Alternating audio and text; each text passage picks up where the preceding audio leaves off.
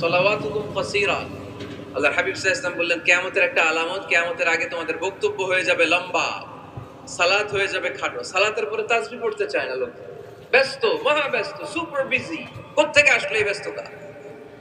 আপনি রবের সাথে মুনাজাত, না যাই ইউনাজি মুনাজাত, আপনার রবের সাথে একাকী নীরবে কথা বলতে মনে চায় না আপনার?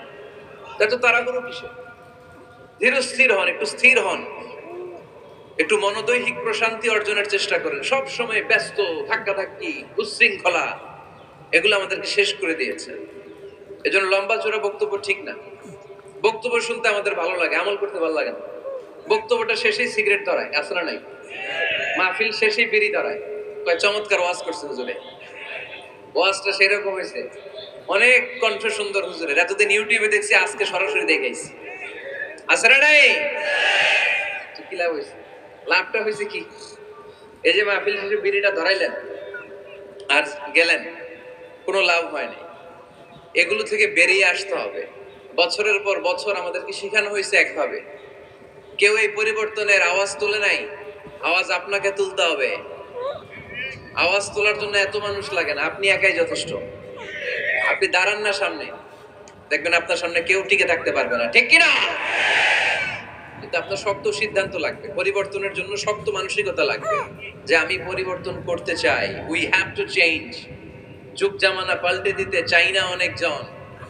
এক মানুষই আনতে পারে জাতির জাগরণ। এক মানুষই বিপদকালে বাঁচায় কাফেলায়, ক্ষুদ্র ডিঙ্গি বাঁচায় জাহাজ অসীম দরিয়ায়। এজন্য আপনার শক্ত সিদ্ধান্ত পারে আপনার মৌলভীবাজারটাকে দেশের শ্রেষ্ঠ জেলা, শ্রেষ্ঠ থানা হিসেবে আল্লাহর কাছে কবুল করতে, ঠিক কিনা? এজন্য লম্বা চূড়া আলোচনা ঠিক না। ছোটখাটো অল্প কয়েকটা মেসেজ নিয়ে যেতে পারলেই that's enough. One of the minor sign before the day of judgment, your Islamic lectures will be very longer, and your salah 5 times a day will be shorter. কিয়ামতের আগে বক্তব্য লম্বা, নামাজ খাটো, তাসবিহ পড়ে না, ব্যস্ত, মহা ব্যস্ত। এই মহা ব্যস্ততা ছাড়েন, কোরআন সুন্নাহর দিকে ফিরে আসেন। বরকত দিবে কে? বিশ্বনবীর মসজিদে নববীর ফ্লোর বালুর ফ্লোর ছিল, আমাদের ফ্লোর টাইলস। আল্লাহর হাবিব সাল্লাল্লাহু আলাইহি ওয়াসাল্লামের মসজিদে বালি নিচে, এই বালিতে নামাজ পড়তেন। বৃষ্টি হলে কাদামাটি হয়ে যেত, কাদামাটিতেই সেজদা করতেন। সেজদা করলে কাদার মাটি আল্লাহর হাবিব সাল্লাল্লাহু আলাইহি ওয়াসাল্লামের নাকে আর কপালে লেগে যেত।